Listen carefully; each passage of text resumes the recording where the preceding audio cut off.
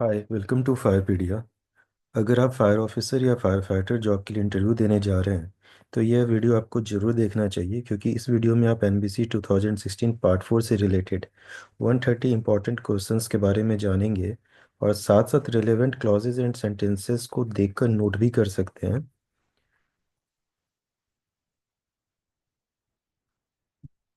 130 questions part 4 की different section से लिए गए हैं। फॉरवर्ड से 3 क्वेश्चंस हैं, स्कोप से 1, टेक्नोलॉजी से 24, फायर प्रिवेंशन से 27, लाइफ सेफ्टी से 45, फायर प्रोटेक्शन से 10 और एनर्जी से 20 इंपॉर्टेंट क्वेश्चंस हैं। So let's start.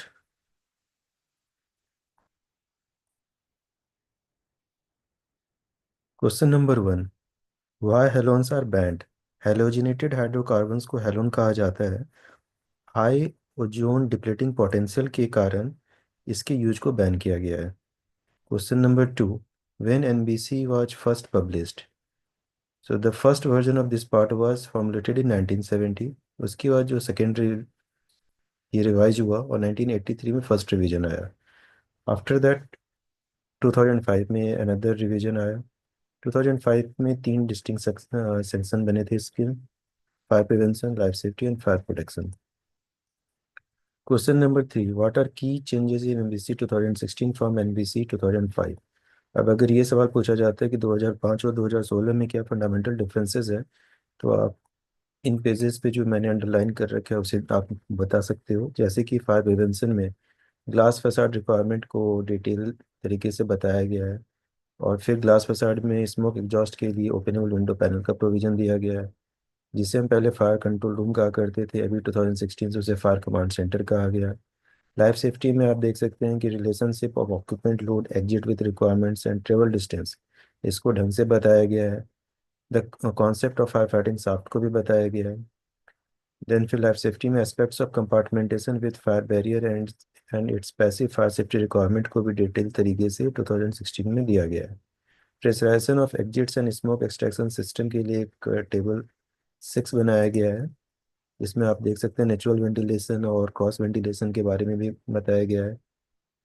Fire protection, so table 7 2005 में हम टेबल 2005 में हम टेबल 23 को रेफर किया करते थे। नाउ अब वो टेबल 7 हो गया, जिसमें minimum requirement for fire fighting installation for all kind of building occupancies को दिया गया है in details. Additional occupancy wise requirement में आप देख सकते हैं कि रिफ्यूज एरिया की रिक्वायरमेंट को D6 occupancy and apartment building जिनकी हाइट 60 मीटर से ज़्यादा है उनके लिए इंट्रोड्यूस किया गया है। Separate provision for atrium has been given in annexure ऐप, एंड कॉमर्शियल किचन के लिए एनेक्सर G में प्रोविजंस दिए गए हैं। कार पार्किंग फैसिलिटीज़ के लिए एनेक्सर H में प्रोविजंस दिए गए हैं।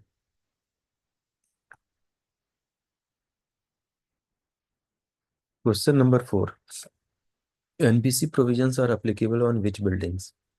पहला तो आप जवाब ये दे सकते हैं कि ऑल हाई राइज बिल्डिंग्स पे एनबीसी की प्रोविजन अप्लीकेबल है। इसके अलावा कुछ बिल्डिंग्स जिन्हें स्पेशल बिल्डिंग्स कहा जाता है उन पे भी एनबीसी 2016 पार्ट 4 के प्रोविजंस अप्लीकेबल होंगे। तो वो बिल्डिंग कौन कौन सी हो सकती हैं?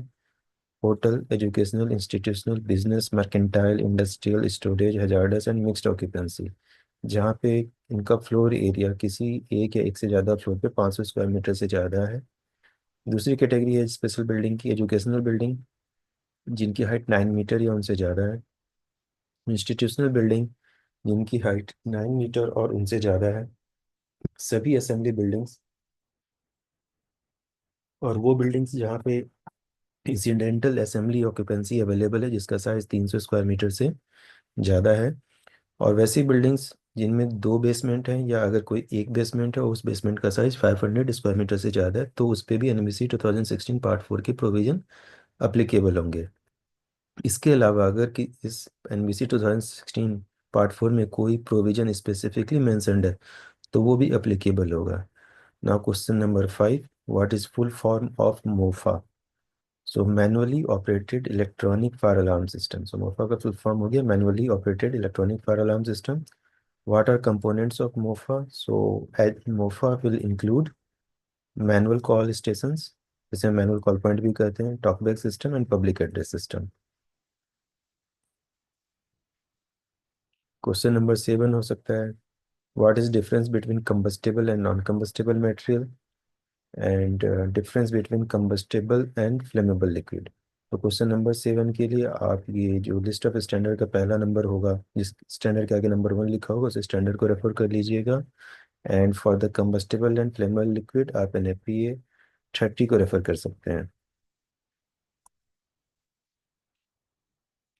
Question number 9, what shall be minimum dia of riser pipe. So mains should not be less than 100 mm, downcomer हो या वेट राइजर हो। इन दोनों की केसेस में जो राइजर होगा उसका डाया 100 mm से कम नहीं होना चाहिए। Question number 10, what are examples of exit. So examples are interior exit stairways, exit passageways, exterior exit stairways and exterior exit ramps.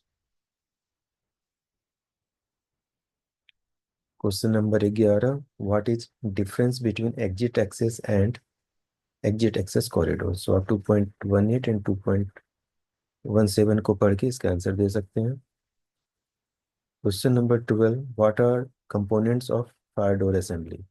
तो फायर डोर असेंबली के पार्ट्स है फायर डोर लीफ, डोर का frame, door पे लगने वाले hardware और frame पे लगने वाले hardware and others accessories that together provide a specific fire resistance rating to the opening in terms of stability, integrity and insulation properties.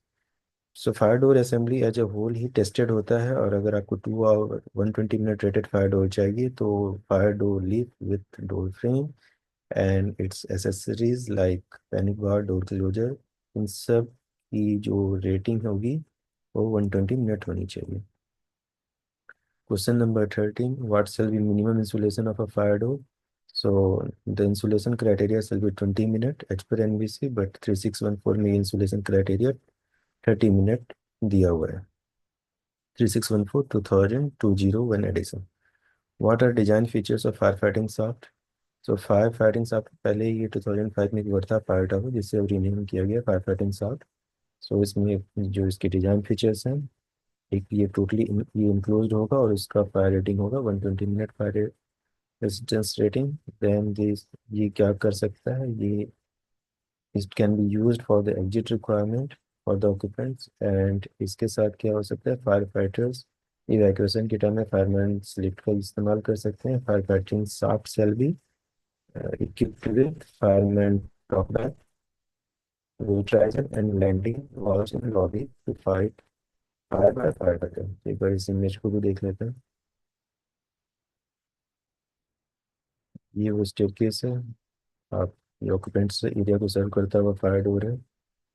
ये fireman lift, road turn लगा हुआ है, यहाँ पे फायरमैन टॉप बैक है और wet riser with closure system यहाँ पे प्रोवाइड किया जाएगा within the enclosure of fire fighting shaft.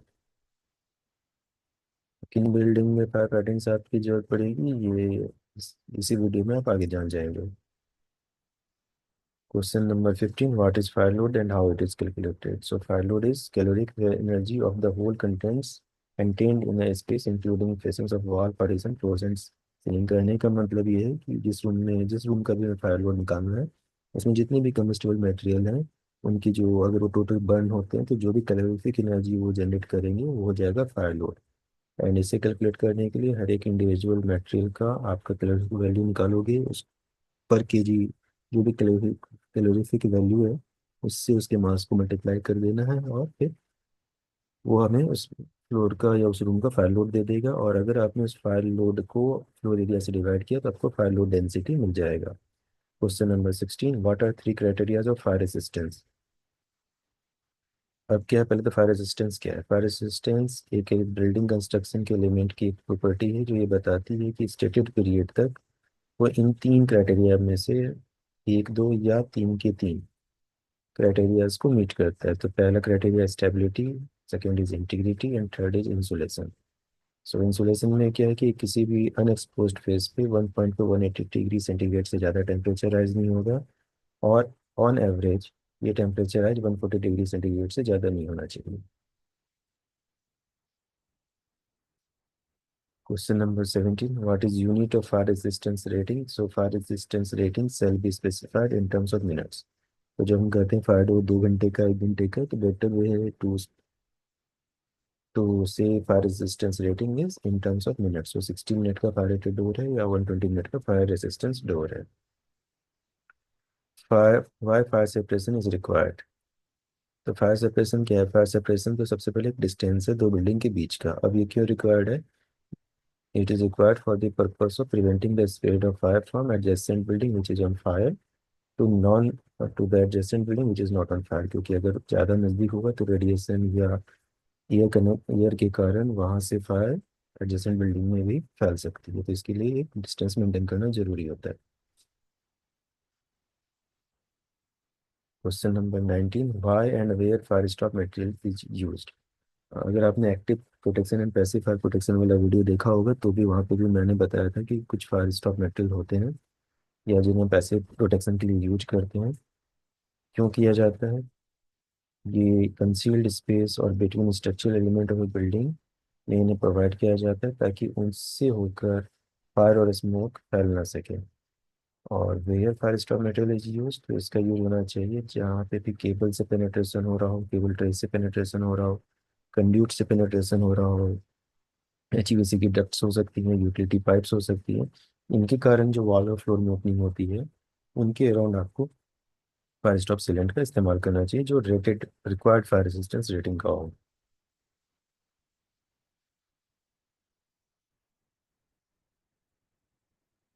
Question number 20, which is more stronger fire resistant wall और फायर वॉल। सो अगर ऐसा कोई सवाल है तो इसका आंसर आप फायर वॉल बता देना।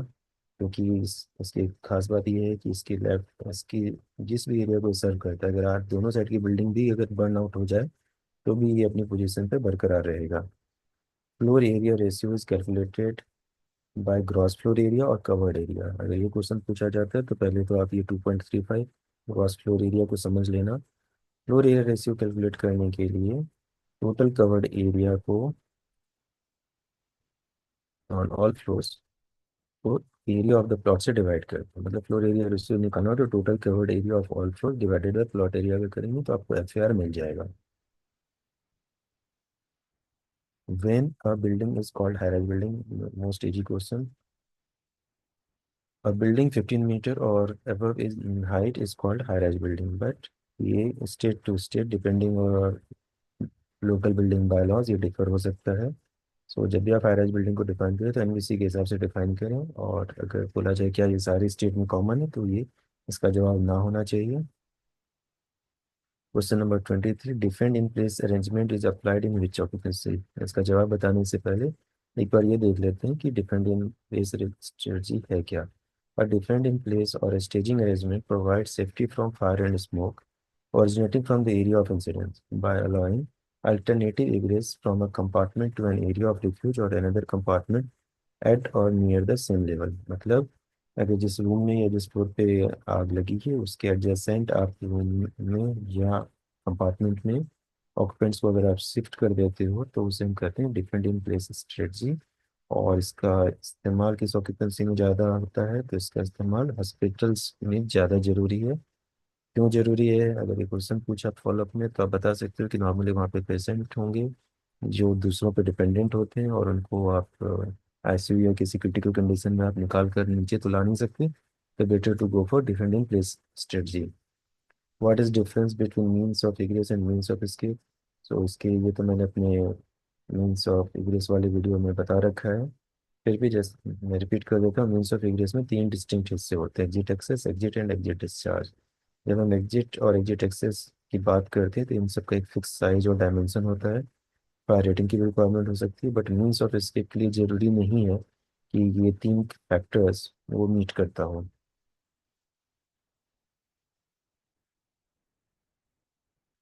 क्वेश्चन नंबर 25 से पहले ऑक्यूपेंट लोड। ऑक्यूपेंट लोड क्या है?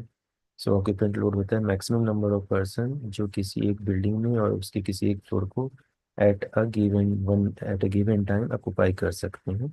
इसकी जरूरत हमें एग्जिट कैलकुलेशन करने में होती है, नंबर ऑफ एग्जिट कैलकुलेशन जब हमें निकालना होता है। Question number 25, which device is use to measure pressure level in buildings. तो पहले ये समझ लेते हैं प्रेशराइजेशन है क्या। The establishment of a pressure difference across a barrier to protect exit stairway, lobby, exit passageway और room of a building from smoke penetration. हमें प्रेशराइजेशन क्यों करना है? ताकि हमने जिन एरियाज की बात करी उसमें स्मोक ना चला जाए तो हम थोड़ा सा हाइयर प्रेशर मेंटेन करते हैं फ्रॉम द एडजॉइनिंग एरिया। जैसे अभी pressurization level, the pressure difference between pressurized space and adjoining area served by pressurized space expressed in pascal. अगर एम्बियंट प्रेशर से अगर आपने ज़्यादा स्टेयर केस में मेंटेन करा तो धुआं स्टेयर केस में नहीं जा पाएगा से, और अगर आपने लॉबी में ज़्यादा करा तो लॉबी में भी नहीं जा पाएगा। इसके बारे में और आगे इसी वीडियो में हम डिटेल में जानेंगे। Question number 26, 1 bar is equal to how many pascal? So answer है 1 bar इज इक्वल टू 1 lakh Pascal। And coming back to this, which device is use to measure pressure level in building? तो हम pascal meter का इस्तेमाल करते हैं। Question number 27, what is purpose of refuge area? अब refuge area पे एक वीडियो ऑलरेडी मैं बना चुका हूँ। रिफ्यूज एरिया का काम क्या है? रिफ्यूज एरिया टेम्प्रेरी यूज के लिए है, ड्यूरिंग इग्रेस, मतलब जब आप इवैक्यूएट कर रहे हो तो टेम्प्रेरी यूज के लिए जनरली ये सर्व करता है as a purpose of staging area which is protected from effect of fire and smoke. इसका डिजाइन ऐसा होता है कि ये भी 2 आवर 120 मिनट फायर रेटेड रहता है, प्रोटेक्टेड रहता है, ताकि फायर के केस में रिफ्यूज एरिया कॉम्प्रोमाइज ना हो पाए। 28, question number 28, define travel distance. So distance to be travelled from any point. इसका मतलब है आप जहाँ बैठे हो अभी और वहाँ से, उस रूम से, उस घर से या उस फ्लैट से, उस फ्लोर से बाहर निकलने के लिए जो रास्ता है जो आपको स्टेयर केस तक ले जाता है, या आप ग्राउंड फ्लोर पे हैं तो सीधा ग्राउंड फ्लोर पे बाहर निकल सकते हैं। तो जो भी आप ये जितनी भी डिस्टेंस को आप नॉर्मली ट्रेवल करोगे, चल कर जाओगे, उस डिस्टेंस को ट्रेवल डिस्टेंस कहा जाता है। Question number 29, easy question. Building occupancies को कितनी टाइप में बांटा गया है? तो बिल्डिंग ऑक्यूपेंसीज को 9 टाइप में कैटेगराइज करा गया है, जैसे अकबर के नौरत में। वैसे बिल्डिंग ऑक्यूपेंसीज में भी 9 टाइप्स हैं। So group A is residential, group B is educational, group C is institutional, group D assembly, group E business, group F mercantile, group G industrial, group H storage and group J hazardous. Practice कर सकते हैं तो आपको ये याद रहेगा। अगर आप बिल्डिंग में ऑलरेडी काम कर रहे हो ऐसी किसी ऑक्यूपेंसीज में तो आप इसे कनेक्ट कर सकते हो, ये आसानी से याद हो जाता है। Question number 30, give one example of minor occupancy. तो पहले समझ लेते हैं माइनर ऑक्यूपेंसी क्या है। This is purely incidental to operations in a main occupancy, which shall be considered as a part of main occupancy and shall be classified under the relevant group of main occupancy। Okay, कुछ ज़्यादा अंग्रेजी होगी, simple समझते हैं। तो अगर आप metro में जाते हैं, दिल्ली मेट्रो, मेट्रो क्या है? Is a assembly occupancy. But जब आप मेट्रो में जाते हो और वहाँ के कॉन्कोर्स पे रहोगे तो आप नोटिस किया होगा कई सारी छोटी छोटी शॉप्स हैं। अब ये सारी शॉप्स तो आती हैं मर्केंटाइल ऑक्यूपेंसी में, लेकिन मेट्रो स्टेशन का मेन काम क्या है? लोगों को ट्रांजिट करना, मूव करना, ना कि वहाँ पे दुकान ऑपरेट करना। सो मेजर ऑक्यूपेंसी क्या हुई? असेंबली, जो कि मेट्रो स्टेशन है, और इसमें माइनर ऑक्यूपेंसी क्या होगी? वो जो छोटी छोटी दुकानें खुली हुई है, ये हो गई आपकी माइनर ऑक्यूपेंसी। या अगर ऐसी ही कुछ चीज़ें चल रही हैं तो वो माइनर ऑक्यूपेंसी में फॉल करेंगी।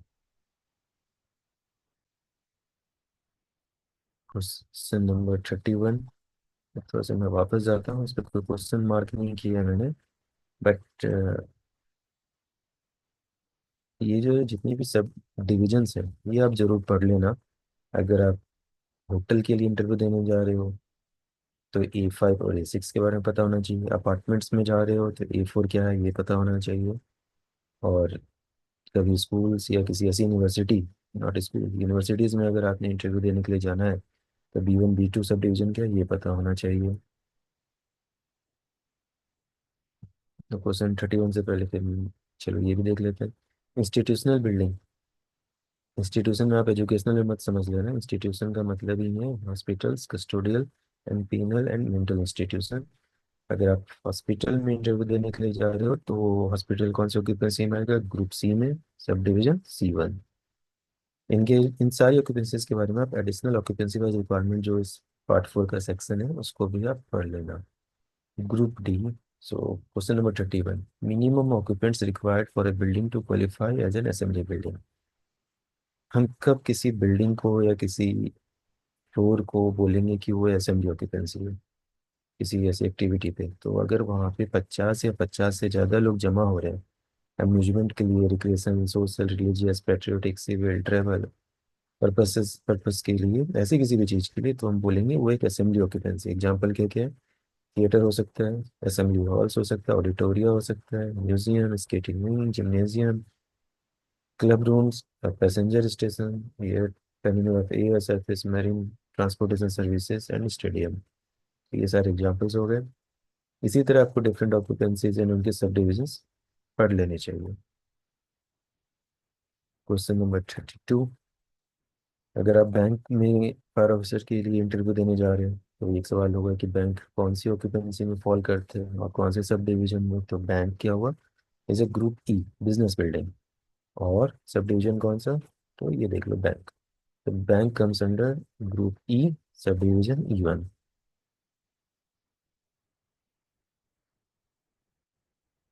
एक सवाल अभी फिर दिमाग में आया कि इस बिजनेस बिल्डिंग की हाइट कितनी हो सकती है, या किसी भी ऑक्यूपेंसी की हाइट कितनी हो सकती है? इसका आंसर आपको जब देखना होगा, तो जब टेबल 7 है उसमें नोट्स दिए हुए हैं, तो नोट्स को जब आप पढ़ोगे तो आपको पता चल जाएगा किस बिजनेस बिल्डिंग का हाइट, किसी भी बिजनेस बिल्डिंग की हाइट कितनी हो सकती है, किसी अपार्टमेंट की हाइट कितनी हो सकती है, किसी स्टोरेज बिल्डिंग की हाइट कितनी हो सकती है, मर्केंटाइल बिल्डिंग की हाइट कितनी हो सकती है। तो ये सारी डिटेल आपको टेबल 7 में मिल जाएगी।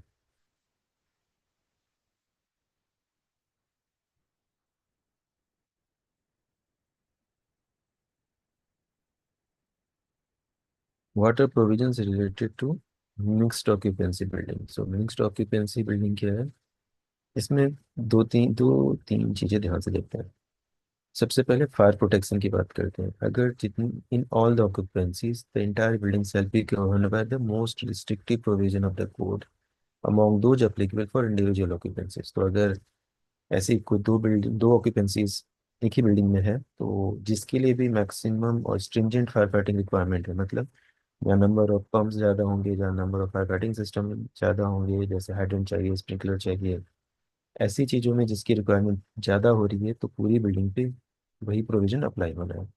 जहाँ तक लैब सेफ्टी सिस्टम का सवाल है, तो it will go for individual occupancy, however apply to the respective occupancies clear or exit ऐसा है, in such missed occupancy shall be arranged to ensure that means of egress not decrease in the direction of egress travel। अब उसको कैसे समझाएं? पहले इससे समझाने के लिए आपको फिर मुझे स्टेयर केसेस की विथ पर ऑक्यूपेंसी क्या है वो बताना पड़ेगा। जब मैं वहां पे जाऊंगा तो फिर मैं एक बार इसको फिर से रिकनेक्ट करके आपको एक्सप्लेन करूंगा इस वीडियो में। आगे देख लेते हैं। कंपार्टमेंटेशन की भी बात करिए कि ऐसी दो मिक्स्ड ऑक्यूपेंसीज अगर होंगी तो हॉरिजॉन्टली और वर्टिकली इनका जो सेग्रीगेशन है 240 मिनट फायर रेजिस्टेंस रेटिंग के मटेरियल से होना चाहिए। Question number 34। एच पर NBC large cities shall be divided in how many zones. तो जो भी सिटीज हैं उनको 3 जोन में डिवाइड करना है, fire zone 1, fire zone 2, fire zone 3। अब जोन 1 में आप देख लीजिए, जोन 1 में आएंगी residential occupancy, educational occupancy, institutional occupancy, assembly occupancy, small business जो इवन में, एंड मर्केंटाइल ऑक्यूपेंसीज। बाकी जोन 2 एंड जोन 3, जोन 3 तो काफ़ी डेंजरस ऑक्यूपेंसीज हो जाती हैं इसमें, जैसे हजार्डस यूज वाली, high hazard industrial building and storage buildings, ये सारी जोन 3 में चली जाएंगी।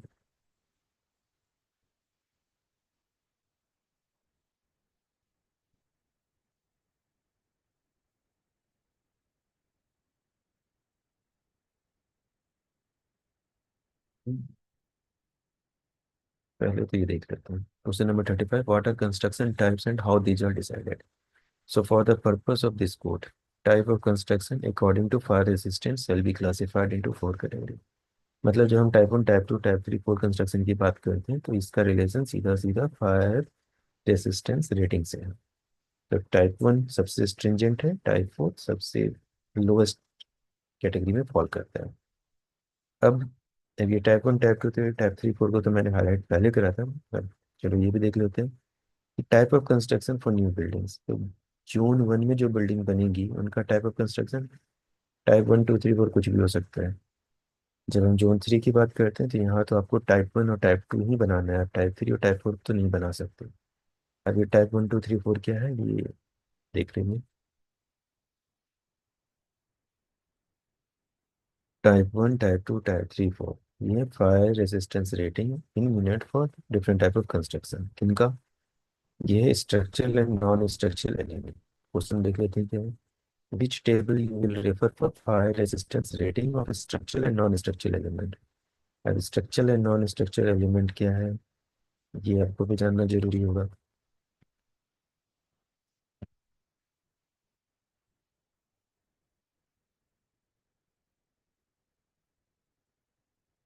जैसे लोड बियरिंग है, नॉन लोड बियरिंग है, तो नॉन बियरिंग अगर वॉल्स हैं सो नॉन स्ट्रक्चरल मेंबर्स हैं, अगर वो लोड बियरिंग है तो स्ट्रक्चरल मेंबर्स हैं। फायर सेपरेशन ऑफ असेंबली जैसे फायर चेक डोर, ये नॉन स्ट्रक्चरल मेंबर है। फायर इंक्लोजर ऑफ एग्जिट्स, ये सारी चीज़ों की जो रेटिंग है आप यहाँ देख सकते हैं। फिर अगर आप देखो यहाँ पे नॉन बियरिंग के 120, 90, 60 लाइक ये वेरी करता है। तो प्रोजेक्ट वाइज आपको इसकी डिटेल स्टडी करनी पड़ेगी। फिलहाल इंटरव्यू में तो ऐसे सवाल इन डिटेल नहीं पूछे जाएंगे। ये जब आप किसी डिजाइन को रिव्यू कर रहे हो या किसी प्रोजेक्ट को देख रहे हो तब आपको ये टेबल एक बार रेफर कर लेना चाहिए। Question number 37, what shall be maximum size of opening in fire resistant wall. अब फायर रेसिस्टेंट वॉल में ओपनिंग जो बनेगी, क्लियर ओपनिंग और या civil opening, no it is civil opening. So civil opening का साइज क्या होगा। एनबीसी ने कहा 5.6 square metre, but same 3614202 standard जो रिवाइज हुआ फायर डोर का वो कहता है 7.2 स्क्वायर मीटर। फायर डोर वाले वीडियोस में इसके बारे में मैं बता दूंगा। Question number 38, what shall be fire resistance of enclosure and door of service ducts and shafts. पढ़ लेते हैं इस क्लॉज को। 3454 service duct and shaft. Building services like cable, electrical wiring, telephone cables, plumbing pipes, etc. shall be protected by enclosure in form of ducts or shafts having a fire resistance not less than 120 minute। ये तो जवाब हो गया आपके enclosure का। अब fire door की क्या रेटिंग होगी। The inspection door of electrical shaft and ducts shall be not less than 120 minute. ठीक है। Question number 39, fire rating of fire stop material. अब जो केबल एंड कंड्यूट्स हैं, जो फायर स्टॉप सीलेंट थोड़ी देर पहले हमने बात करी थी, उनकी रेटिंग कितनी होगी। One should be not less then 120 minute. Question number 40, what shall be fire resistance rating of plumbing shaft door. तो प्लम्बिंग शाफ्ट जो है अगर बिल्डिंग की कोर में है और वो उनका दरवाजा बिल्डिंग के अंदर खुल रहा है तो शाफ्ट का जो इंस्पेक्शन डोर होगा उसकी फायर रेजिस्टेंस रेटिंग होगी 30 मिनट।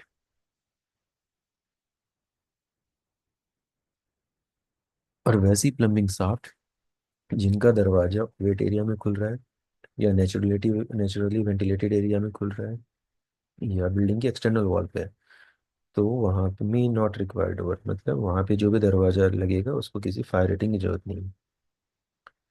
ये था क्वेश्चन नंबर 40। क्वेश्चन नंबर 40 के अलावा मैंने कुछ यहाँ मार्क करा है।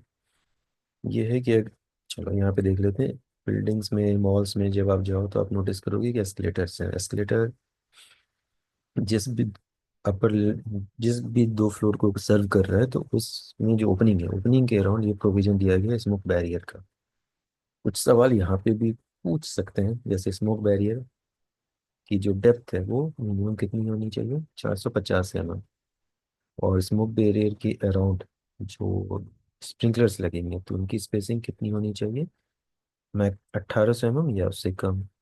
अब horizontal distance between sprinkler head and the smoke barrier, मतलब ये वाला, ये डिस्टेंस होना चाहिए 150 mm से 300 mm के बीच में। चलो ये तो क्वेश्चन में मैंने लिस्ट नहीं किया था बट मार्क कर रखा था। Question number 41, emergency power is required for which life safety system. Many life safety system किन के लिए, क्यों चाहिए। Efficient and reliable power and control supply to the following system and equipment where provided. पहली बात, अगर प्रोवाइडेड है तो क्या किन पे, फायर पंप्स पे, pressurization and smoke venting including its ancillary system such as damper and actuators. अब ये नहीं कि पंखे को दे दिया डैम्पर को दे दिया। चलो इसी को देख लेते हैं। Fireman's lift including all lift, exit signage, lighting, emergency lighting, fire alarm system, public address system, magnetic door hold open device, lighting in fire command centre and security room. Question number 42, what are key provisions related to substations and transformers. ये ground level और first basement में इनकी location होनी चाहिए। ये तो हुआ location के बारे में। इसके बाद जब भी प्रोवाइड जहाँ भी हो, अगर ये फर्स्ट बेसमेंट में है तो इनको जो एक्सेस देना है through exit passage way accessible from outside, और डायरेक्टली भी हो सकता है। MV panel room shall be provided with fire resistant wall and door of fire resistant not less than 120 minute. अब अगला प्रोविजन, मीटर रूम अगर किसी फ्लोर पे दिया गया है तो ये डायरेक्टली स्टेयरकेस इंक्लोजर में नहीं खुलने चाहिए। Should be ventilated directly to open air outside और in electrical room of 120 minute fire resistant wall. Electrical MV main distribution panel और लिफ्ट पैनल में फायर सप्रेस को सप्रेस करने के लिए CO2 या इनर्ट गैस फ्लडिंग सिस्टम का provision होना चाहिए। Question number 43, what are key provisions related to oil filled substation and transformers. ये कहाँ होना चाहिए, या तो डेडिकेटेड यूटिलिटी बिल्डिंग में हो या बाहर की किसी आउटडोर लोकेशन पर लगाएं, और सच सब stations and utility buildings shall be at least 7 meters away from the adjoining building. Substation equipment exceeding oil capacity of 2000 liter in utility buildings shall have fire rated baffle valves। अगर transformer की जो oil capacity 2000 litre से ज़्यादा हो गई तो एक baffle valve बनेगा जिसकी फायर रेटिंग हो जाएगी 240 मिनट्स, मतलब 4 घंटे। और उनका डिज़ाइन ऐसा होना है कि जो इक्विपमेंट है ट्रांसफार्मर है उसका जो टॉप मोस्ट लेवल है उससे 600 mm तक वॉल एक्सटेंड करेगा और साइड वाइज 300 mm एक्सटेंड करेगा। वैसे ट्रांसफार्मर जिनकी कैपेसिटी 10 MVA या उससे ज़्यादा है, 10 MVA से ज़्यादा है, तो उनको प्रोटेक्ट करने के लिए high velocity water spray system और नाइट्रोजन इंजेक्शन सिस्टम का प्रोविजन देना चाहिए। चाहिए, सेल सेल मतलब मैंडेटरी है। जहाँ पे कभी आप प्रोविजन रीड करते हो मी मी मिले तो मी का मतलब ये ऑप्शनल है, सेल का मतलब देना ही पड़ेगा।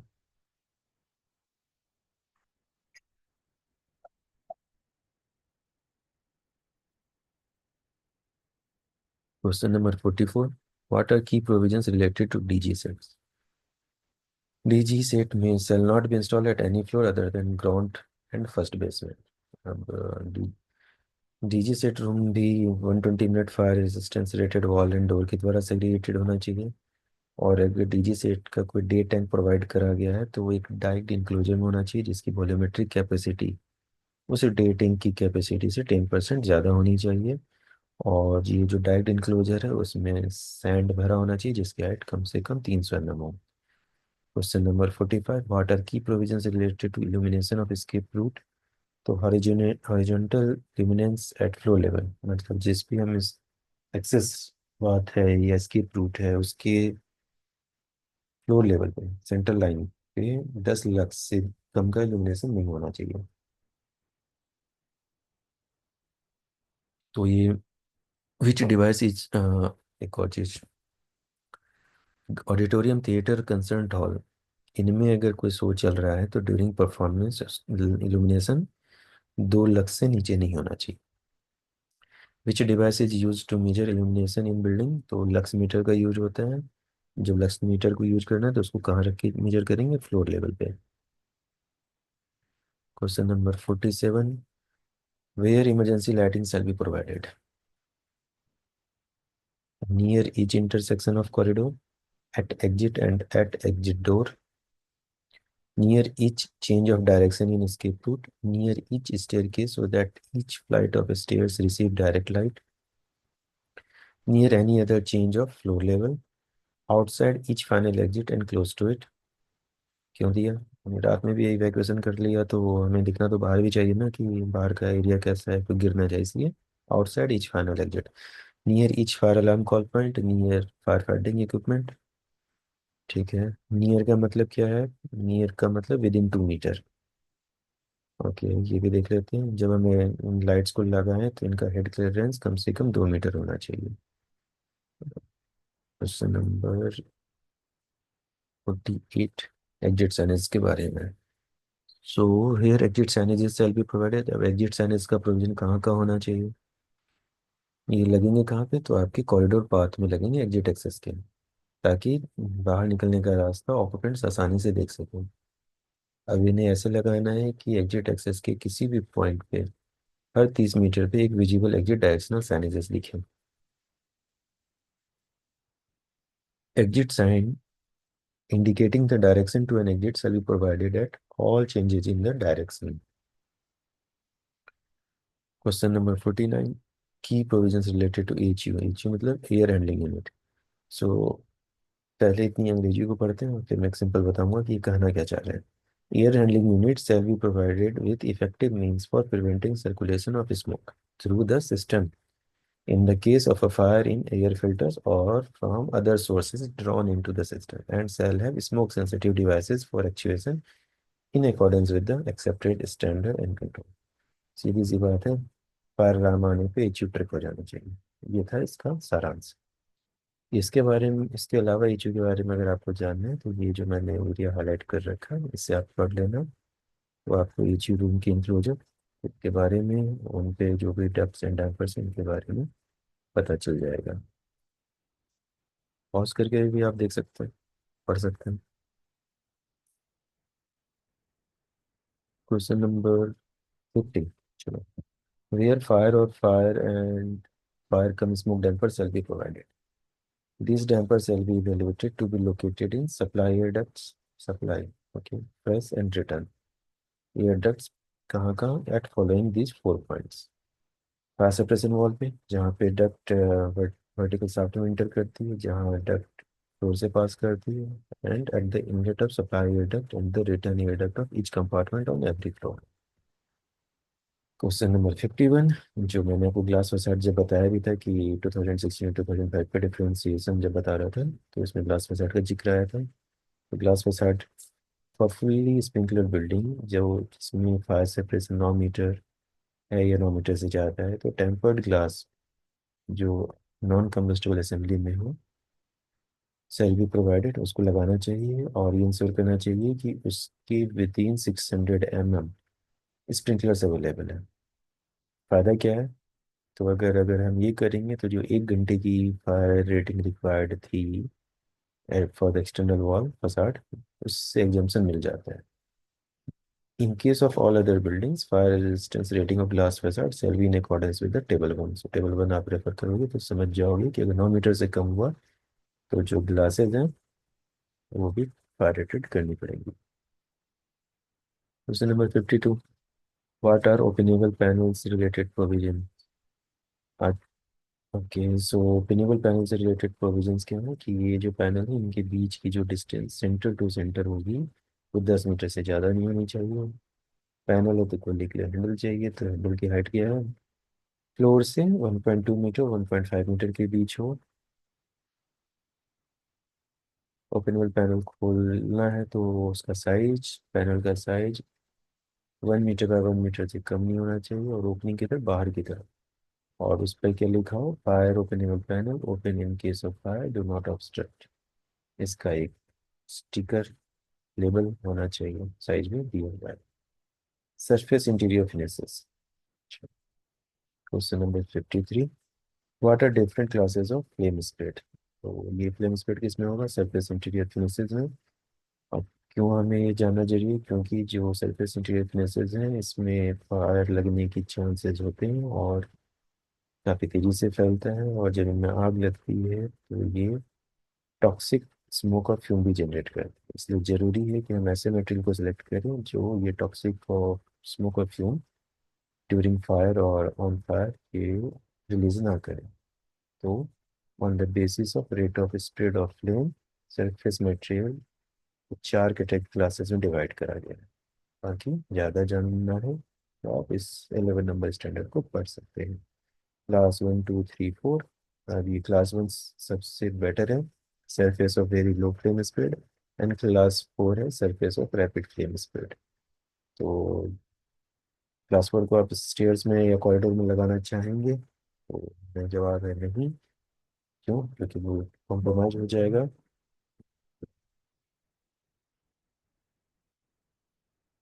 तो तो कहाँ पे क्या यूज करना है ये इसके लिए यहाँ रेफर कर सकते हैं। Question number 54, fire command centre जो नेम हो चुका है फायर कंट्रोल रूम से। देखते हैं इसकी लोकेशन कहाँ पे। Shall view on the entrance floor of the building having direct access. इसमें क्या होना है, main fire alarm panel with communication system to aid doors and facilities for receiving messages from different floors. Different floor से message कैसे ले लेंगे, ये सवाल आ सकता है। तो कम्युनिकेशन के लिए तो आपने बता दिया पब्लिक रेडियो सिस्टम। रिसीव कैसे करेंगे, रिसीव करने के लिए टॉकबैक सिस्टम का प्रोविजन होता है। Fire command centre shall be constructed with 120 minute rating walls with a fire door। क्या क्या इसमें होना है, control and monitoring of fire alarm system, pressurisation system, smoke management system, shall happen. Shall happen मतलब पक्का यहाँ से होना चाहिए। तब monitoring of integrated building management system, CCTV और any other critical parameters in building में also be from the same room. में का मतलब करो ना करो चलेगा, बट सेल है मतलब करना तो पड़ेगा। ये रिवाइज कर लेना आप। कुछ चलो चीज़ें और देख लेते हैं वापस आता है। फ्लोर प्लान, हर फ्लोर का प्लान होना चाहिए जिसमें फायर फाइटिंग इक्विपमेंट हो, two sets laminated and bonded हो, shall maintained in the fire command centre. आप और आपकी बिल्डिंग में अगर कमांड सेंटर है, लैपटॉप है, डेस्कटॉप है तो सॉफ्ट कॉपी भी रख सकते हो आप।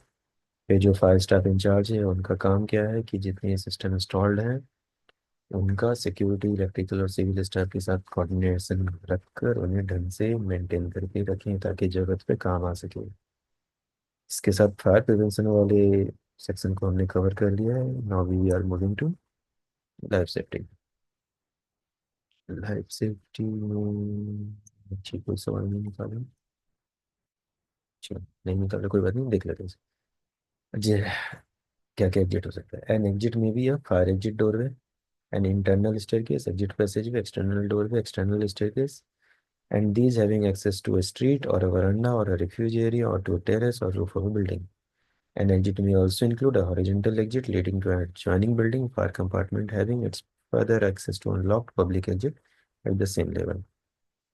पहले भी मैंने पूछा था एग्जिट किसे कहते हैं, क्या क्या हो सकता है, और बाकी ये एरिया यहाँ पे कवर्ड है।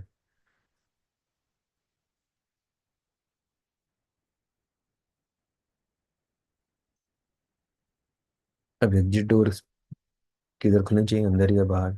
सबको पता है एग्जिट डोर बाहर खुलनी चाहिए। लिखा कहाँ है, तो ये इस क्लॉज में 4.2.9 doors in exit shall open in direction of exit. चलो ठीक है। 55 के बाद आते हैं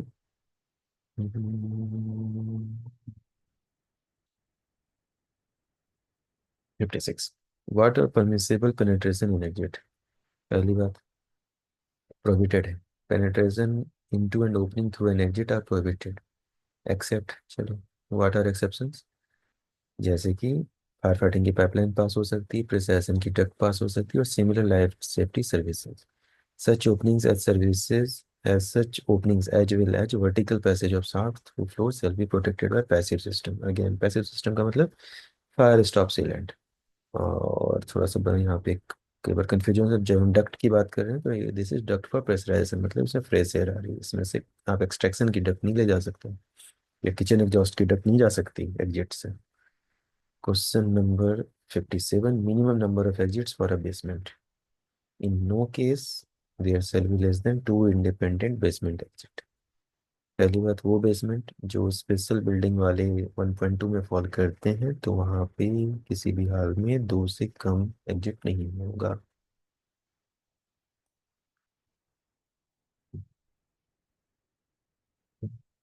बेडरूम पहले कवर कर लेते हैं। ये इसमें सीरीज ऑफ क्वेश्चंस इन्वॉल्व है। हेड क्लियरेंसेस देखते हैं। जब एग्जिट एक्सेस में हेड क्लियरेंस कितना चाहिए, 2100 mm। दरवाजे का हाइट 2000 mm। स्टेयरकेस के अंदर हेड क्लियरेंस 2200 mm। जब आप एग्जिट डिस्चार्ज की तरफ आ रहे हैं तो एग्जिट पैसेज वे का हाइट 2400 mm। बाकी सब सेम। सो ये मिनिमम हेडरूम के लिए ये फिगर था। Okay. Question number 59, occupant load and occupant load factor. तो ऑक्यूपेंट लोड तो मैंने आपको डिफिनेशन सेक्शन में हाईलाइट करके बता दिया था कि ऑक्यूपेंट लोड क्या है। Occupant load factor, occupant load factor तो ये हुआ, ऑक्यूपेंट लोड फैक्टर पर मीटर स्क्वायर पर पर्सन। एक इंसान के लिए कितनी जगह देनी है, ये 10 मीटर स्क्वायर, 10 मीटर स्क्वायर पर पर्सन। चलिए, बिजनेस ऑक्यूपेंसी में मिनिमम हमें क्या चाहिए, 10 मीटर स्क्वायर पर पर्सन को हम कैलकुलेट कर लेते हैं।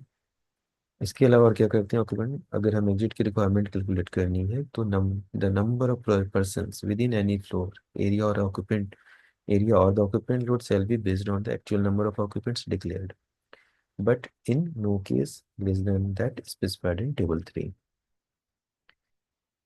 इंटरव्यू में पूछा गया कि ऑक्यूपेंट लोड क्या होता है, ऑक्यूपेंट लोड फैक्टर क्या है। किसी एक ऑक्यूपेंसी का ऑक्यूपेंट लोड फैक्टर पूछ दिया तो आप सैंपल में, तो आप बिजनेस की बता सकते हो कि 10 मीटर स्क्वायर पर पर्सन।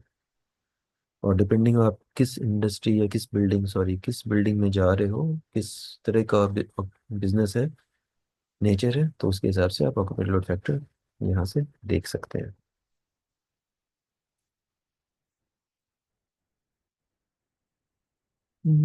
क्वेश्चन नंबर 60 यहाँ है, चलो ये भी एक बार कर लेते हैं। अगर जहाँ पे भी असेंबली ऑक्यूपेंसीज हैं तो उसके बाहर ऐसे किसी रूम या हॉल पे ये साइनेज लगा देना चाहिए कि इतने पर्सन इस रूम में हो सकते हैं, इससे ज़्यादा नहीं।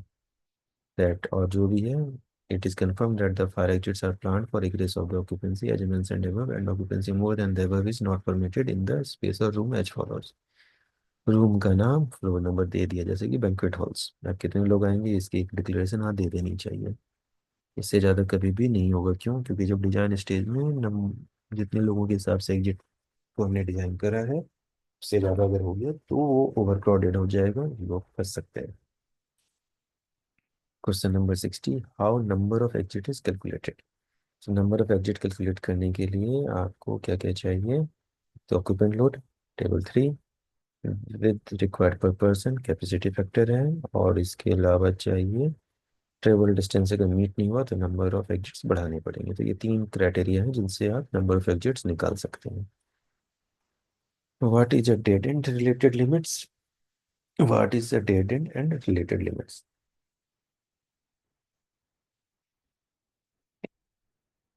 डेड एंड आगे वाले पेज में मैं बता दूंगा। रिलेटेड लिमिट्स क्या है, dead end corridor length in exit access shall not exceed 6 metre.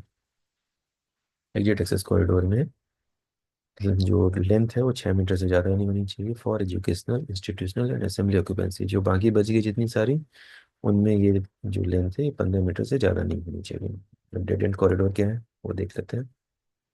यहाँ पे आप खड़े थे, इससे आते और इससे निकलते हैं, ये मिस कर गए, या इधर आ गए तो भी एग्जिट नहीं मिला, इधर चले गए तो यहाँ पे हिट कर गए इस वॉल पे, यहाँ पे एग्जिट नहीं है तो ये डेड एंड कॉरिडोर है। आगे चले, ये स्टेयरकेस भी मिस कर गए, सीधा चले दीवार से टकराए, मतलब कुछ नहीं मिला, निकलने का रास्ता, वापस आना पड़ेगा। तो ये जो कॉरिडोर है वो हिस्सा बन गया आपका dead end corridor. Question number 62, what are level components in means of egress। Level component होते हैं door and corridors. Which what is unit of exit width, तो यूनिट ऑफ एग्जिट विथ होती है 500 mm। और अगर क्लियर विथ कैलकुलेशन के दौरान 250 mm से 250 mm से कम आए तो उसे हम एग्जिट विथ कैलकुलेशन में कंसिडर नहीं करेंगे। Question number 64, what is capacity factor of stairways and doors. Stairways यहाँ से आप पहचान सकते हैं, जैसे कि बिजनेस की बात करें तो 10 mm पर पर्सन, और लेवल कंपोनेंट्स मतलब स्टेयरवे डोर्स, डोर्स के लिए आप आ गया 6.5 mm पर पर्सन। एग्जाम्पल्स यहाँ पे भी दिए गए, यहाँ पे सैम्पल कैलकुलेशन है, समझ सकते हैं आप इसको पढ़ के। और exit planning will be limited by the most restrictive exit calculation under the means of egress.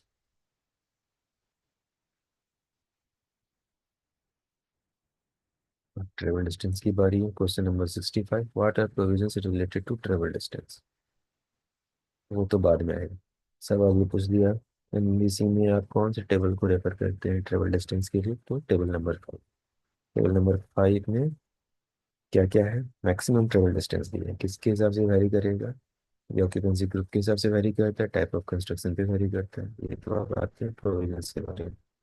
अगर इस ये तो मैक्सिमम ट्रेवल डिस्टेंस है, अगर वहाँ पे इस बिल्डिंग स्ट्रिंग से प्रोटेक्टेड है तो ट्रेवल डिस्टेंस को 50% तक बढ़ाया जा सकता है। RAM shall not be counted as an exit in case of basement below the first basement in car parking. ये हो गया ट्रेवल डिस्टेंस से related. Question number 65। Now question number 66। What are minimum dimensions of exit doorways? ये बताओ, चलिए देख लेते हैं। Every exit doorway shall open into an enclosed stairway or horizontal exit of a corridor or passageway providing continuous and protected means of egress. Okay, ठीक है, seven को आप प्रेफर कर लेना। नो एग्जिट क्वेश्चन का जवाब दे देते हैं। What are minimum dimension exit doorway? तो डायमेंशन दो चीजें होंगी, हाइट कितनी होगी और विड्थ कितनी होगी। So no exit doorway shall be less than 1000 mm in width except assembly building where door width shall be not less than 2000 mm। और जहाँ तक हाइट है, चाहे कोई सी भी ऑक्यूपेंसी हो, डोरवे की हाइट किसी भी हाल में 2000 mm से कम नहीं होनी चाहिए इसकी। हम एग्जिट डोरवे की बात कर रहे हैं। अब किसी मैंने किसी ऐसे प्लम्बिंग शाफ्ट की डोरवे की साइज क्या होगी, वो अलग हो सकती है। एग्जिट डोरवे के लिए हमें विड्थ कितनी होगी, 1000 mm से कम नहीं होनी चाहिए, हाइट 2000 mm से कम नहीं। Question number next will be question number 67। इसे तो मैंने पूरा लाल कर रखा है फिर भी। While checking a fire door, what factors you will look? अब आप फायर डोर को चेक करने की दो तीन कंडीशन है। जब आप यूट्यूब पढ़ रहे हैं तो कुछ और देखेंगे, अगर साइट पे डोर डिलीवर हो गया तो कुछ और देखेंगे। लेकिन देख लेते हैं इसमें क्या क्या है। डोर पे, साइट पे अगर डोर डिलीवर हो रहा है तो उसके साथ सर्टिफिकेट होना चाहिए, लेबल होना चाहिए उसमें चिपका हुआ अच्छे से। क्या होगा उसमें, मैन्युफैक्चर कौन है, दरवाजे का डिटेल जैसे कि डोर टाइप क्या है, सीरियल और बैच नंबर क्या है, कब बना है, मैन्युफैक्चर कब हुआ, फायर रेसिस्टेंस रेटिंग क्या है, ये सब होनी चाहिए। The door and assembly shall be certified with all prescribed hardware such as hardware के hinges, locks, spanning bar, door closer and door viewers. ये सब के सब सेम फायर रेटिंग के लिए सर्टिफाई होना चाहिए। अब मान लो आपने ऑर्डर किया फायर डोर 2 घंटे का 120 मिनट और उसको लग गया भेजा जो कि है 1 घंटे का, तो इफेक्टिवली रेटिंग क्या हो गई उसकी, मिनिमम वाली, मतलब अब वो 1 घंटे के लिए काम आएगा। इसलिए हर कंपोनेंट को देखना जरूरी है। अब डोर क्लोजर में कई बार प्रॉब्लम क्या होती है, डोर क्लोजर फायर रेटेड होना चाहिए, आपने लगा दिया ऑर्डिनरी डोर क्लोजर तो वो आपका फायर डोर असेंबली की क्राइटेरिया को मीट नहीं करता, तो थोड़ा ध्यान देना पड़ता है। Question number 68। What are key provisions related to access control door? Access control door और इलेक्ट्रोमैग्नेटिक डोर, मतलब आपने अपना कार्ड लगाया खुल गया, बायोमेट्रिक लगाया खुल गया, तो ये सारे एक्सेस कंट्रोल डोर होते हैं। अब ऐसी किसी पोजीशन पे जहाँ पे फायर रेटेड डोर होना चाहिए लेकिन आपको एक्सेस कंट्रोल डोर भी लगाना है तो वो भी एक्सेस कंट्रोल डोर की फायर रेटिंग वही होगी जो उस पर्टिकुलर लोकेशन के लिए रिक्वायर्ड है। अगर बिल्डिंग में स्प्रिंकलर एक्टिवेट हुआ तो फ्लो स्विच एक्टिवेट हो जाएगा। फ्लो स्विच का अलार्म हो या स्मोक डिटेक्टर का अलार्म, किसी के इन दोनों केस में automatically access control door open हो जाना चाहिए in the direction of egress. Loss of power to the part of access control system shall automatically unlock the door in the direction of egress। अगर बिजली गई खुल जाना चाहिए दरवाजा। साथ साथ मैनुअल रिलीज बटन का प्रोविजन भी साथ में देना चाहिए जिसमें लिखा हो push to exit. Turnstile and or similar devices shall also be disengaged through automatic or manual intervention to allow egress in direction of exit। Alarm आया तो एक्सेस डोर भी खुल जाएंगे, टर्नस्टाइल भी ओपन हो जानी चाहिए। अगला क्या है,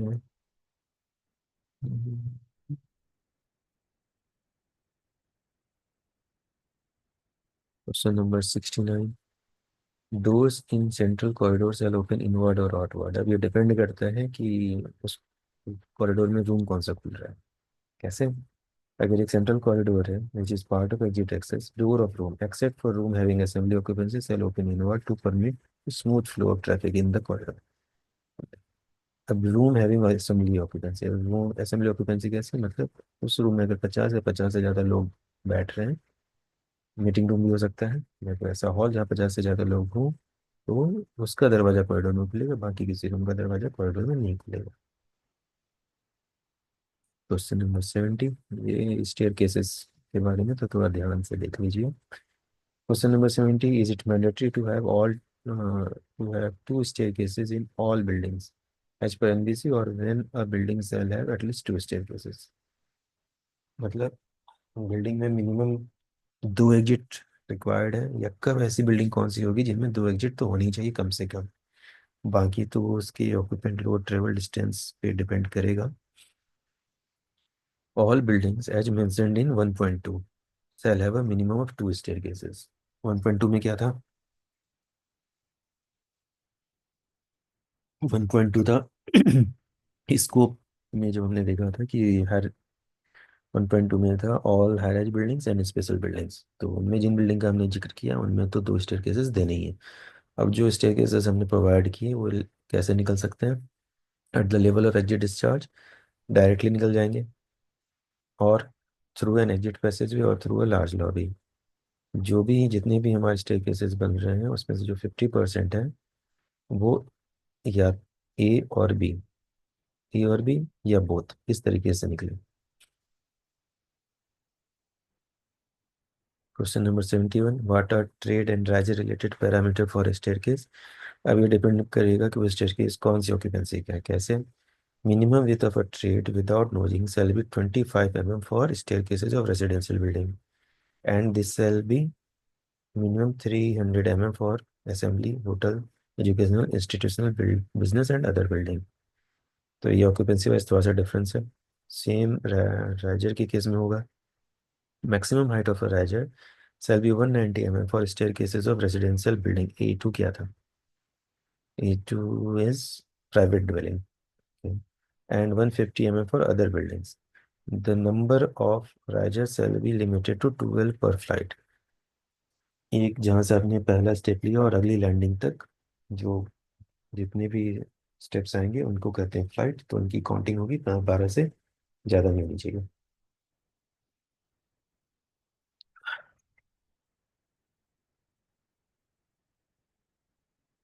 72, question number 72, what utilities are restricted inside staircase? Staircase भी एग्जिट है, तो देख लीजिए क्या क्या ब्लॉक होम बना है इसमें।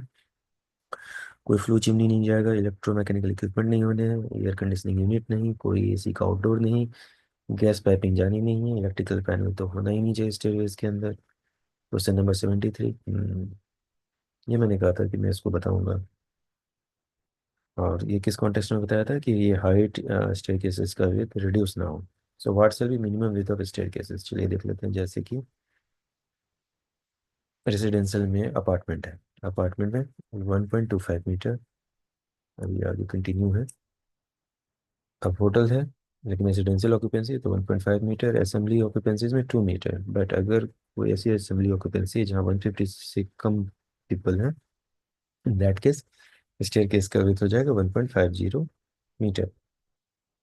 एजुकेशनल्स के लिए 1.50 मीटर, हॉस्पिटल्स में 2 मीटर, बाकी जितनी ऑक्यूपेंसी बच गई उनका 1.5 मीटर। क्वेश्चन नंबर 70, अच्छा ठीक है, ये पहले बताते हैं यहाँ पे क्या करना था कि अगर हमने एक असेंबली ऑक्यूपेंसी के लिए 2 मीटर चाहिए, मतलब अगर बैंक्वेट हॉल बना दिया और ये होटल है, एक ही होटल है जिसके टॉप पे बैंक्वेट हॉल बन गया, तो उसके लिए चाहिए 2 मीटर। लेकिन नीचे हैं हमारे रूम्स, उनके लिए चाहिए 1.5 metre.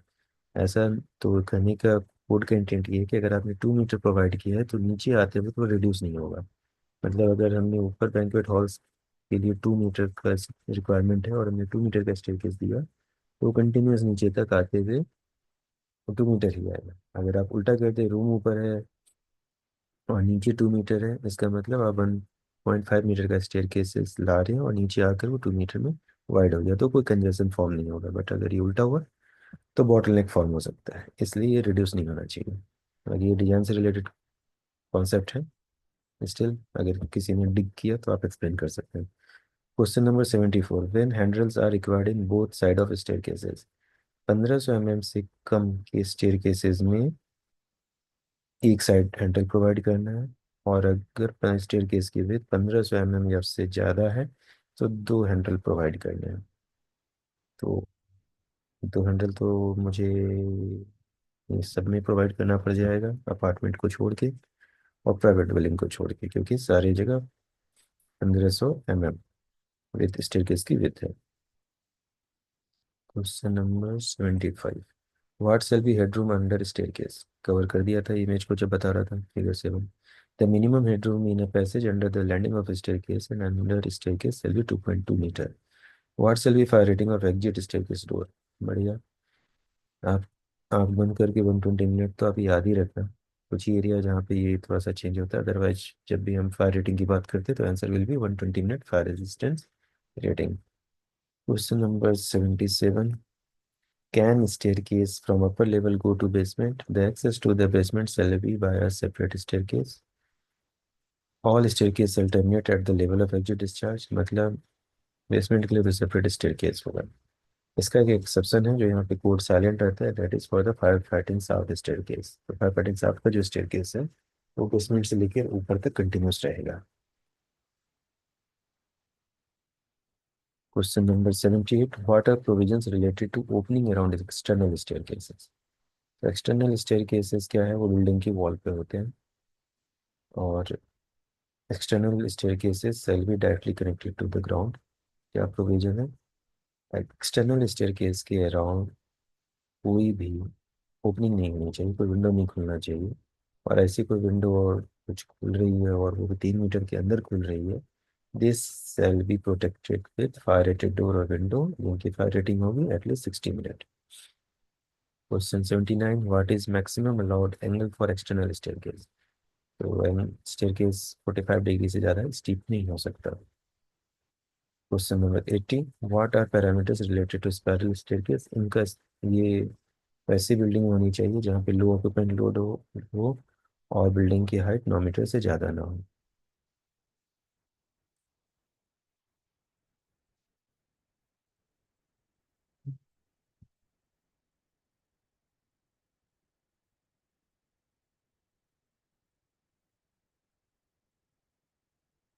Smoke smoke control of exit. So question number 81, why we need smoke management in a building. पढ़ लेते हैं। In building design, compartmentation plays a vital role in limiting the spread of fire and smoke. The design should ensure avoidance of spread of smoke to adjacent spaces through various leakage openings, such as cracks opening around pipes, ducts, airflow grills.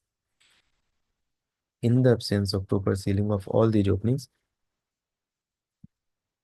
smoke and toxic gases will obstruct the free movement of occupants of the building through the exit। सवाल का जवाब यहाँ पे है, अगर हमने smoke management नहीं किया तो आग के इस समय जो भी धुआं होगा वो उन क्रैक्स और गैप्स के थ्रू जो एग्जिट है उनको कॉम्प्रोमाइज करेगा, वो उनमें चला जाएगा। वो स्मोक भी होगा, टॉक्सिक गैसेस भी होंगी, जिसके कारण ऑक्यूपेंट फंस सकते हैं, इवैक्यूएट नहीं कर पाएंगे। इसलिए जरूरी है कि हम स्मोक को मैनेज करें। How pressurisation system works. तो प्रेशराइजेशन लेवल और प्रेशराइजेशन की डिफिनेशन में तो बता दिया था मैंने। होता क्या प्रेशराइजेशन में, ये एग्जिट को प्रोटेक्ट करने के लिए होता है ताकि उसमें धुआं ना जा सके। इन pressurisation, air is injected into the staircases lobbies as applicable to raise their pressure slightly above the pressure in the adjacent part of the building, जिसके कारण स्मोक और टॉक्सिक गैसेज एग्जिट में नहीं जा पाती। यहाँ पे ट्विस्ट होगा, in air is injected into the staircase. जरूरी नहीं है कि स्टेयरकेस का प्रेशराइजेशन छत से ही हो, ये ग्राउंड लेवल से भी हो सकता है, बेसमेंट से भी हो सकता है। डेडिकेटेड शाफ्ट जो ग्राउंड से हवा ले रही हो और बेसमेंट से फीड करे, वहां से भी स्टेयर प्रेशराइज हो सकता है। Question number 83, what are required parameters for staircase lobby corridor pressurization. पहला पार्ट, प्रेशर डिफरेंस कितना चाहिए, 50 pascal for staircases and for lobby and corridors shall be between 25 pascal to 30 pascal. Table 6 में इसका explanation या इससे रिलेटेड पैरामीटर मिल जाएंगे, देखते हैं। इसमें कई सारी डिटेल है। Question number 84, what are provisions related to naturally ventilated and cross ventilated staircase. So पहला ये देखते हैं, अगर इंटरनल स्टेयरकेसेस एक्सटर्नल वॉल पे है तो वो नेचुरली वेंटिलेटेड और प्रेशराइज्ड हो सकते हैं या क्रॉस वेंटिलेटेड और प्रेशराइज्ड हो सकते हैं। तो नेचुरली वेंटिलेटेड कब माना जाएगा, जब उनकी हर लैंडिंग पे और at each landing 0.5 square metre की ओपनिंग अवेलेबल हो, और कॉस्ट वेंटिलेटेड केस होने के लिए जरूरी है कि सेम साइज की दो ओपनिंग अपोजिट और एडजेसेंट वॉल पे अवेलेबल हो। Question number 85, what are provisions related to lift lobbies. Lift lobbies पहला, not required at ground and above. However, lift lobby segregation and pressurization is required for lift commuting from ground to basement। ठीक है, और कुछ detail notes में दिए हुए हैं इसके। ये क्या कर रहे हैं, लिफ्ट लॉबी का जो सेग्रीगेशन है वो होगा फायर डोर से 120 minute at all levels with pressurisation of 25 to 30 pascal. However, if lift lobby cannot be provided at any of the levels in air conditioned building or internal spaces where funnel flow effect may be created, lift hoist way मतलब lift will shall be pressurized at 50 Pascal।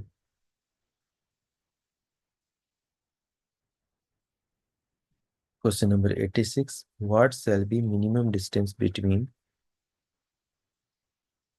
air inlet of pressurization and nearby exhaust outlet? The fresh air intake for pressurization shall be at least 4 meter away from any exhaust outlet or grill।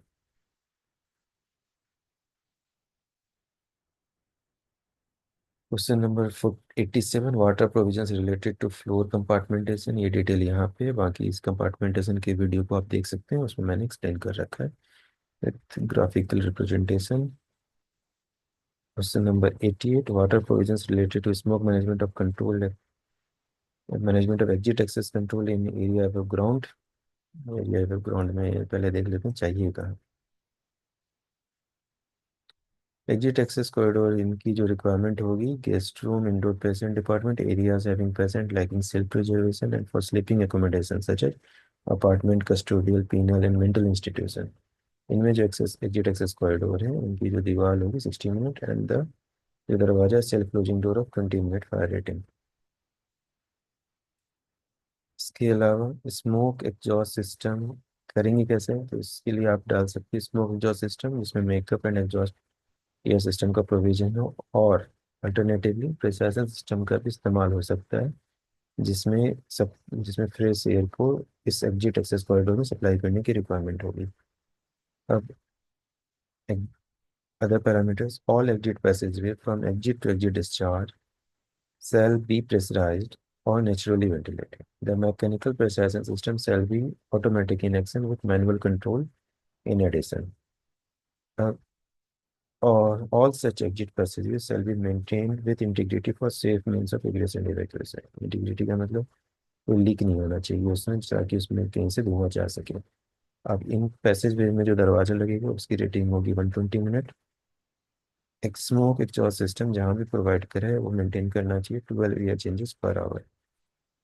और अगर pressurisation system के through हम उसको exit smoke control कर रहे हैं तो pressurization system कितना प्रेशर डिफरेंस क्रिएट करेगा, 25 से 30 पास्कल का फ्रॉम द एडजेसेंट एरिया।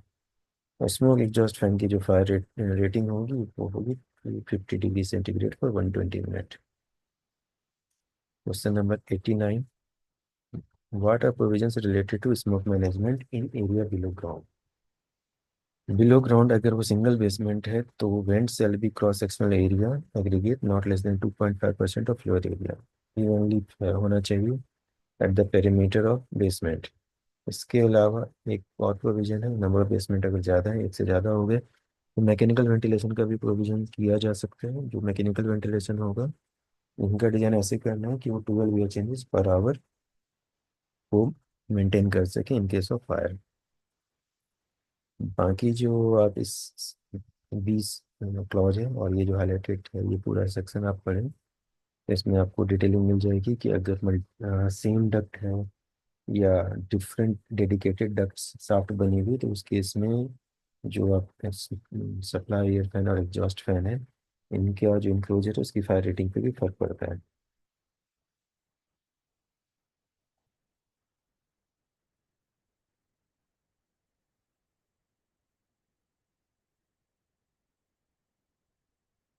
तो number 90, what shall be fire rating of smoke exhaust fan for the basement. ये सेम ही है जो ऊपर था, 250 डिग्री सेंटीग्रेड फॉर 120 मिनट।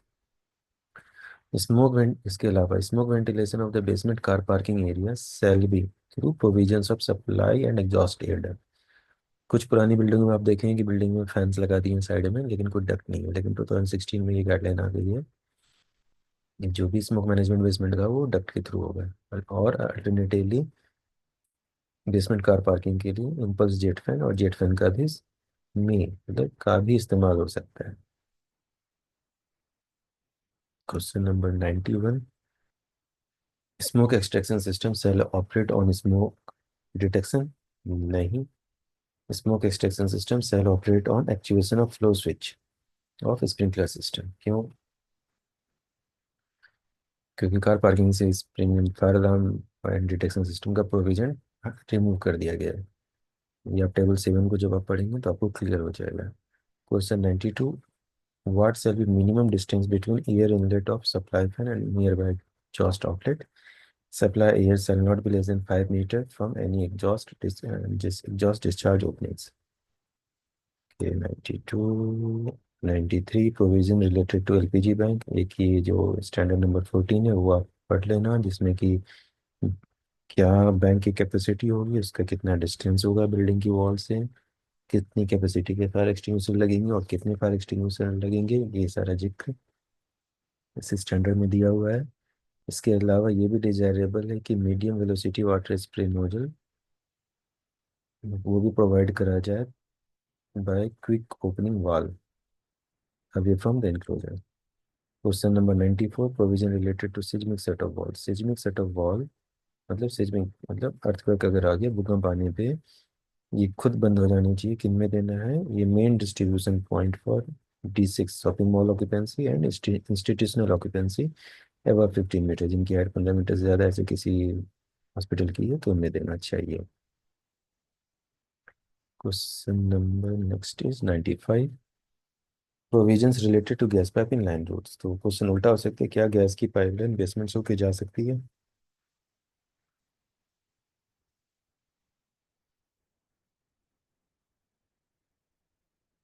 देखिए, the gas line shall not be installed through any electrical shaft, escape route, refuge areas and refuge floor. Kitchens working on LPG fuel shall not be permitted in basement। जब इन दोनों को आप club करके पढ़ेंगे तो आपको gas pipe से related restrictions पता चल जाएंगे। Question number 96। What system shall be integrated with fire alarm? लंबा है। इंटीग्रेशन कई सारी चीज़ों का होना, EHU का ट्रिप होने के लिए, pressurisation system and smoke management system को ऑटो एक्टिवेट होने के लिए, compartmentation for by release of fire barrier. Fire barrier का मतलब fire curtain. Holder fire door, alarm आए तो दरवाजे रिलीज होकर बंद हो जाएंगे। ये सब तो हो गया इंटीग्रेशन। इसके अलावा मॉनिटर क्या करना है? फायर वाटर स्टोरेज टैंक में पानी का लेवल, पंप का ऑन ऑफ का status, hydrant and sprinkler system के जो डिफरेंट जोन्स हैं उनमें क्या प्रेशर है, ये फायर अलार्म सिस्टम से मॉनिटर करना है। Question number 97। In which buildings and why visual strobe shall be used along with alarms? कौन सी बिल्डिंग्स में? तो पब्लिक बिल्डिंग्स में। और क्यों करना है? क्योंकि अगर पर्सन्स विद हियरिंग इम्पेयरमेंट है, इन्हें सुन जो सुन नहीं सकते या सुन थोड़ा कम सुनाई देता है, तो उन्हें अलार्म की आवाज़ तो सुनाई नहीं देगी। इसलिए जरूरी है कि हम ऐसे स्ट्रोब्स का इस्तेमाल करें जिससे उनको पता चल सके कि आग लगी है या कोई इमरजेंसी है। Question number 98। In which buildings detector shall be provided inside electrical shaft? For assembly buildings, institutional buildings, and all buildings above 30 meter in height, where fire alarm system is provided in accordance with table 7। अगर एक apartment building है जिसकी height 35 metre है, तो ये आपको check कर लेना इस वीडियो के बाद। और जैसे अपार्टमेंट बिल्डिंग की हाइट 35 मीटर है, और तो क्या उसमें जो इलेक्ट्रिकल शाफ्ट है या एलएमआर है, क्या उसमें फायर डिटेक्टर की रिक्वायरमेंट होगी? ये एक फॉलो क्वेश्चन है। फिलहाल सभी असेंबली बिल्डिंग, सभी हॉस्पिटल्स और वो सारी बिल्डिंग जिनकी हाइट 30 मीटर से ज़्यादा है उनमें हमें डिटेक्टर्स प्रोवाइड करने हैं इलेक्ट्रिकल स्टाफ और लिफ्ट मशीन रूम में। और डिटेक्टर के बारे में ज़्यादा अगर विस्तार से जानना है, डिटेल में जानना है, तो IS 2189 को आप पढ़ लेना, उसमें अच्छी खासी डिटेल दी हुई है। ये है टेबल 7। आपको इसमें इससे related question, which table you will refer for minimum required fire fighting installation? थोड़ा सा रोटेट नहीं करता, बट टाइप ऑफ ऑक्यूपेंसी दी हुई है। आप ऐसे जब इसे रीड करेंगे तो आपको इस occupancy wise required fire fighting installation के बारे में पता चल जाएगा। और ये जो नोट 1616 है, ये आप पढ़ सकते हैं।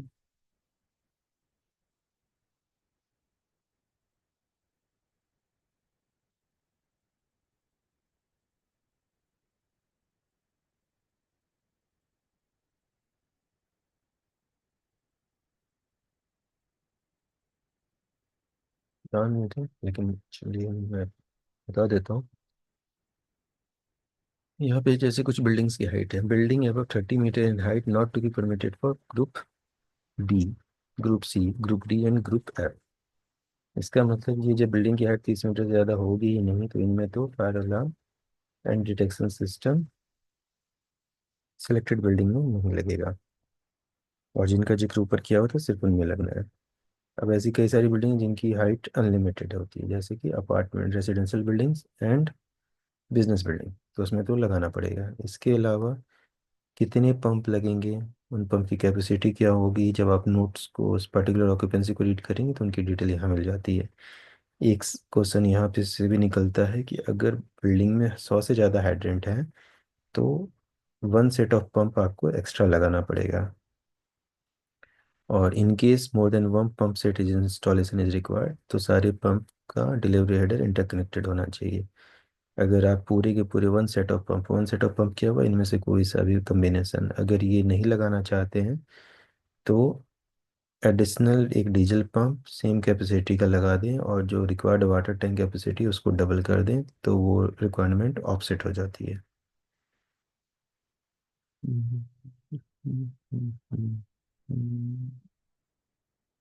चलते हैं आगे, रोटेट कर लेता हूँ पेज।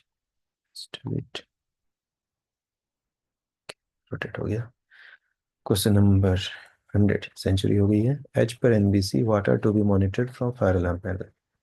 पहले भी मैंने बोला था, रिपीट कर लेते हैं कि अगर ऑटोमेटिक फायर अलार्म सिस्टम लगा है, मोफा लगा तो नहीं, ऑटोमेटिक, क्या क्या करना है?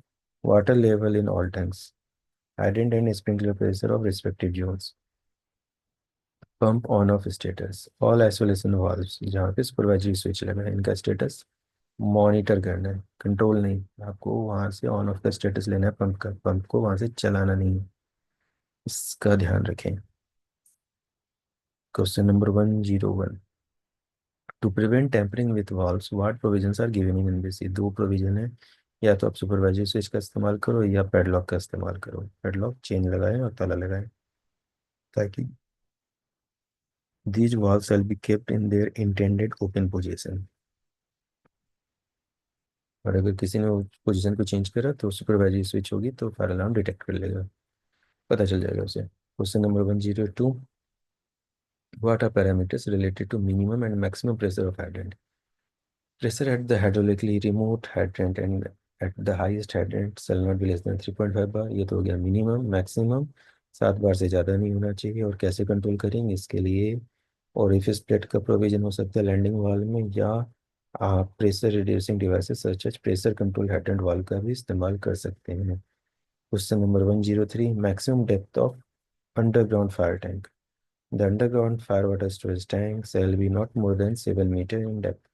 तो फायर टैंक की जो गहराई होगी fire brigade draught connection level से 7 मीटर से ज़्यादा नहीं होनी चाहिए, और जो ड्रॉट कनेक्शन है वो फायर टैंक की वॉल से 5 मीटर से ज़्यादा दूर नहीं होना चाहिए। Question number 104, what shall be dia of draught connection pipe. So इसका डाया 100 mm से कम नहीं होना चाहिए। Question number 105, up to which basement pump house can be located. जो pump house shall be installed not lower than the second basement. First basement में हो सकता है, सेकंड बेसमेंट में हो सकता है, उससे नीचे नहीं हो सकता। और अगर टर्मिनोलॉजी ऐसी है कि लोअर ग्राउंड है, फिर फर्स्ट बेसमेंट है एंड सेकंड बेसमेंट है, तो सेकंड बेसमेंट पे नहीं जा सकते। क्यों? क्योंकि आपको ये मेंटेन करना पड़ेगा, डेप्थ। आप चाहे कुछ भी डिफाइन करो, डेप्थ जो है मैक्सिमम उसको ब्रीच नहीं करनी है। इन इमेजेस के बारे में, चलो ब्लेंडिंग वॉल की हाइट कितनी है सेंटर लाइन से? 0.90 मीटर। अब IS 3844 पढ़ेंगे तो उसमें कोई और हाइट आएगी, तो बेटर है कि IS 3844 में दी हुई हाइट को आप रेफर करें। ये तीन पंप का सेटअप है जो देख लेते हैं। F1, F2, F3। F1 is what? F1 is electrical fire pump, F2 is diesel fire pump, F3 jockey pump. Jockey pump का काम क्या होता है? सिस्टम में जो माइनर प्रेशर ड्रॉप होते हैं उनको मेंटेन करना। F1, F2, F3। ये दो इलेक्ट्रिक, एक डीजल पंप का सेटअप है। यहाँ पे एक एनआरवी है।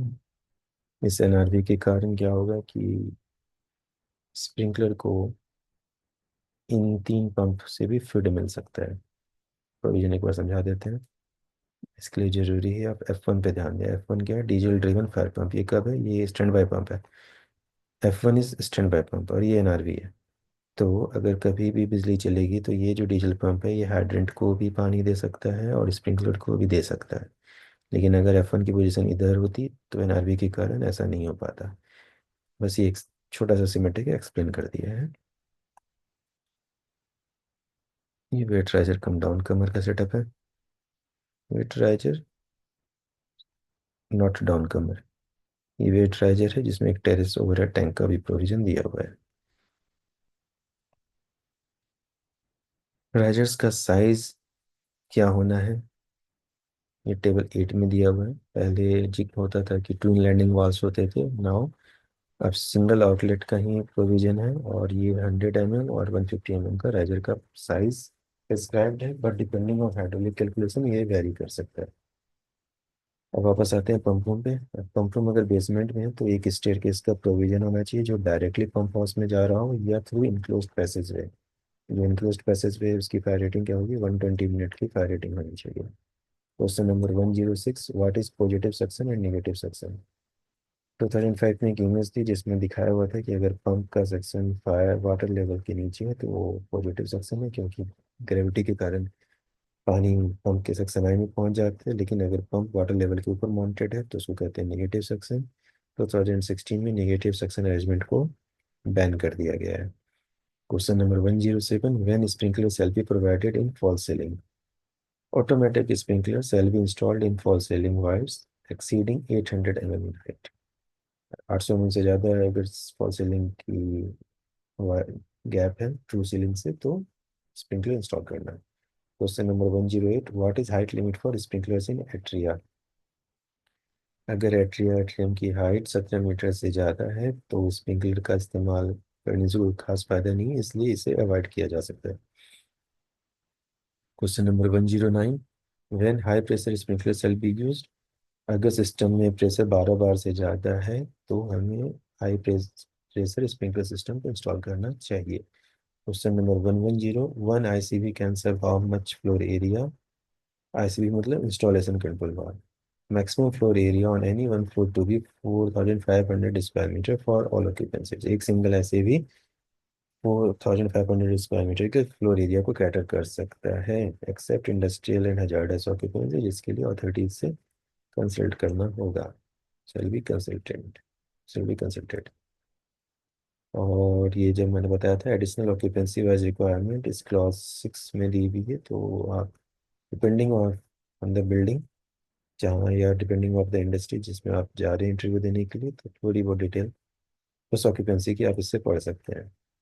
गैस बेस्ड सेपरेशन सिस्टम के बारे में मैं स्पेसिफिक स्टैंडर्ड पे जब वीडियो बनाऊंगा तो बता दूंगा।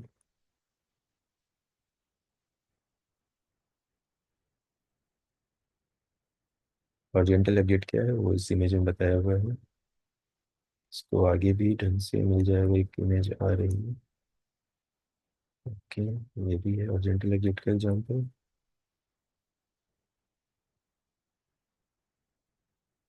Please watch video on refuge area, this is for the assembly building. अब यहाँ से मैं जा रहा हूँ एनेक्जर्स की तरफ। Annexure A gone, annexure B, annexure C, going going going.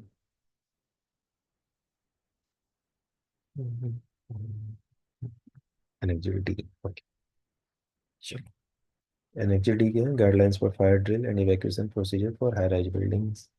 High rise building कौन? जिनकी हाइट 15 मीटर या 15 मीटर से ज़्यादा है। क्यों करना है fire drill? Why fire drills are required?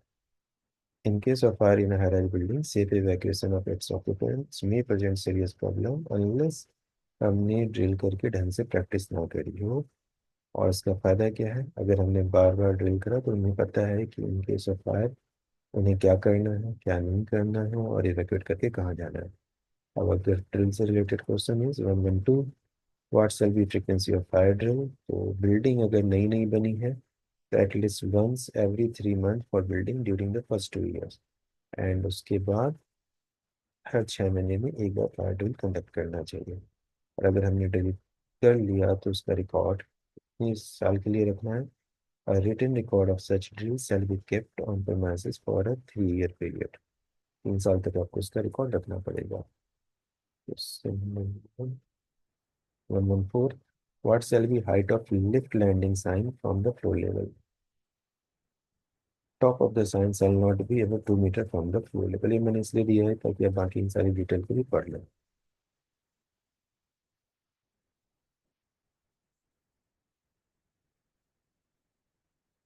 Exit signage के अलावा और भी कुछ कुछ साइनेजेस एमवीसी में दी गई है, तो क्या है। Signs at the lift landing, floor numbering signage, stairway identification signage, lift identification and stair reentry signs. ये सारे साइनेजेस भी एमवीसी में दिए हुए हैं। Question number 116, what is parameter for assignment of deputy fire warden. ध्यान से, हर floor पे एक फायर वार्डन होना है, उसको असिस्ट करने के लिए डिप्टी फायर वार्डन होते हैं। अब एक डिप्टी फायर वार्डन तो मैंडेटरी हो गया उसके साथ होना, अगर वो फायर वार्डन लीव पे है या किसी कारण नहीं आता तो depending on the floor area size, like for every 700 square metre एक डिप्टी फायर वार्डन का अपॉइंटमेंट होना जरूरी है।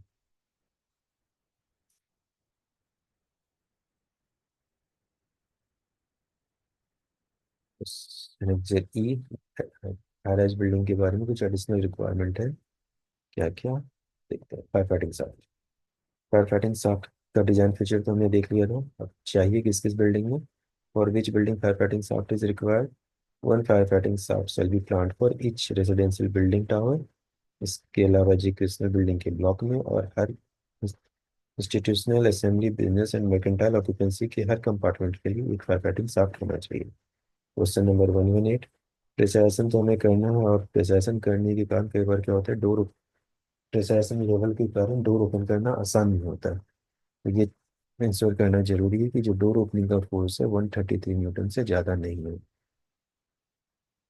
थोड़ा horizontal exit and refuge refuge area के लिए रिफ्यूज एरिया का वीडियो देख लीजिए। ये सारा कुछ आपको पढ़ना नहीं पड़ेगा। Question number 119, what shall be frequency of third party audit. तो थर्ड पार्टी ऑडिट की फ्रीक्वेंसी है once in 2 years। NFZ F atrium के बारे में, does glass with sprinkler qualifies for fire rated compartmentation. No, this provision does not allow similar sprinkler installation arrangement to offset fire compartmentation requirement, in which case fire barrier is required as per relevant provision of this part।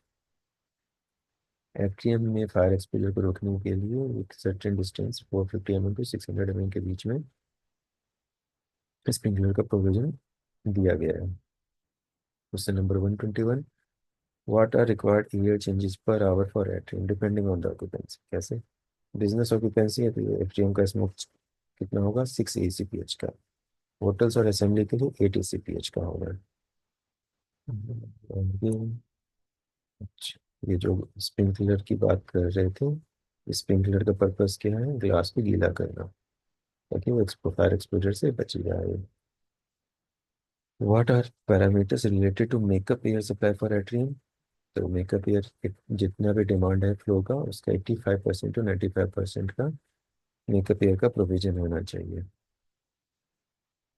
और अगर smoke management से related authority ये check करना चाहती है कि जो भी फैंस दिया है आपने प्रपोज करा जा रहा है वो सफिशिएंट है या नहीं, कैपेबल है या नहीं, तो उसकी चेकिंग के लिए सर्टेन पैरामीटर्स हैं। Smoke layer, question number 123, what shall be height of smoke layer from finished floor level and for how many minutes।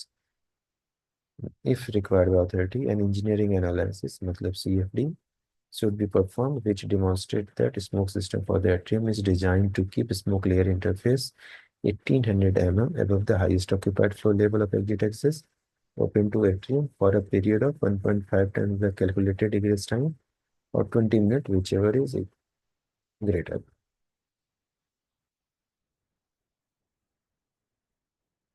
अच्छी ऑर्डर है। ओके, जब हम ये egress की बात करते हैं तो asset asset available safe egress time और रिक्वायर्ड सेफ egress टाइम इसे भी गूगल करके आप पढ़ लेना। क्वेश्चन ठीक है, next next is energy. Energy is commercial kitchen. Commercial kitchen क्या है, कंफ्यूजन ना हो इसलिए ये एक बार देख लीजिए। ये जो प्रोविजन एनर्जी का है सिर्फ उन बिल्डिंग पे अप्लाई होगा जो कॉमर्शियल किचन हैं। कॉमर्शियल है लेकिन सेंट्रली एयर कंडीशन बिल्डिंग का पार्ट है, जैसे kitchen of star hotel, food courts, malls, banquet halls and restaurant. But अगर फायर रिस्क तो सेम ही है तो it will be good practice to provide fire protection measures. Question number 1 to 4, what shall be fire rating of segregation between cooking area and serving area. 60 minute होना चाहिए। Question number 125, इन अगर building non sprinkler protected है और commercial kitchen भी है तो commercial kitchen का maximum size क्या होगा, तो कमर्शियल किचन का साइज 50 स्क्वायर मीटर से ज़्यादा नहीं होना चाहिए। Question number 126, what fire protection system shall be provided for cooking area, cooking equipment, sorry, what fire protection system shall be provided for cooking equipment? Automatic wet sprinkler system for protection of foods or other equivalent approved system like water mist application for kitchen fires. Question number 127, on fire alarm or gas leak, what action shall happen automatically? तो इसको देख लेते हैं, काफ़ी चीज़ें हैं। अगर gas leak हुआ या फायर अलार्म हुआ, फायर डिटेक्ट होने पे, फायर सेपरेशन सिस्टम के एक्टिवेट होने पे, any power or gas supply serving the kitchen equipment must be cut off and isolated automatically. Exhaust fan shall not stop and continue operating even after activation of the system. Supply fan shall switch off. Gas leak detector कहाँ देना है, kitchen में, और उसका link होना चाहिए gas solenoid valve से for emergency shut off. Suitable gas detection system based on type of gas, LPG, PNG. अगर एलपीजी है तो सेंसर कहाँ होगा, बॉटम पे, मतलब लोअर साइड में। पीएनजी है तो ऊपर की तरफ इनका इंस्टॉलेशन होना चाहिए। Integrated with fire detection alarm system must be provided in addition to heat and multi criteria detector sprinklers. In the event of kitchen hood system being activated, an alarm should be sounded and the system must also be interfaced with the fire detection alarm system. Kitchen होड separation system activate हो गया तो fire command centre को पता चल जाना चाहिए कि किचन में कुछ प्रॉब्लम हुई है। Number 128, what shall be fire rating of sprinklers for exhaust duct? Sprinklers provided inside the exhaust duct shall be of 141 degree centigrade. यहाँ पे भी एक चीज देख लेते हैं, जिस भी एरिया के लिए स्प्रिंकलर का सिलेक्शन करना हो ये देखना है कि जो भी एंटिसिपेटेड एम्बिएंट टेम्परेचर उससे उस स्प्रिंकलर हेड की रेटिंग 30 डिग्री सेंटीग्रेड ज़्यादा हो। Question number 129, what shall be frequency of sprinkler inspection. ये कि कमर्शियल किचन की बात कर रहे हैं तो sprinkler shall be inspected at least twice in a year, साल में 2 बार चेक करें और साफ करें। अब ये लास्ट क्वेश्चन है, exam H car parking facilities, जो कि कंपार्टमेंटेशन से रिलेटेड है। Question number 130, what are design requirements for water curtain as per MBC. For basement car parking compartmentation can be achieved with fire barrier और with water curtain nozzles K23 और with combination thereof. कहने का मतलब fire barrier तो fire rated wall भी हो सकता है, फायर कर्टन भी हो सकते हैं, और उसके साथ आप वाटर कर्टन नोजल से भी कर सकते हो या इन सबको मिला के कंपार्टमेंटेशन अचीव कर सकते हो। यहाँ पे आप IS 15105 को रेफर करना, जहाँ पे वाटर कर्टन नोजल के लिए पैरामीटर्स दिए हुए हैं कि पर लिनियर मीटर क्या डिस्चार्ज होना चाहिए। In case of water curtain, existing water storage shall be supplemented by water demand for water curtain nozzle for 60 mm। तो कंपार्टमेंटेशन के लिए माना गया है कि जो भी सबसे बड़ा कंपार्टमेंट बन रहा होगा बेसमेंट कार पार्किंग में, उसके सारे नोजल्स का जो डिस्चार्ज होगा, तो जो 60 मिनट तक अगर डिस्चार्ज होता रहा, जितने पानी का रिक्वायरमेंट है वो टेबल 7 में दिए हुए वाटर डिमांड, टेबल 7 में दिए हुए टैंक कैपेसिटी ऐड कर देना है। और वाटर सप्लाई, वाटर कर्टन को देने के लिए एक independent electric pump of adequate capacity जिसका फ्लो और हेड डिजाइन के हिसाब से हो, उसका प्रोविजन होना चाहिए। वाटर कर्टन्स चलना कैसे है? Water curtain shall be operated by activation of flow switch. Flow switch आएगा तो चलेगा, फ्लो स्विच के एक्टिवेट होने पे। अब क्वेश्चन 130 तो कंप्लीट हो चुके हैं, तो थोड़ा आगे चलते हैं। चल, तो लेके जाना है स्टॉक स्टैंडर्ड्स में।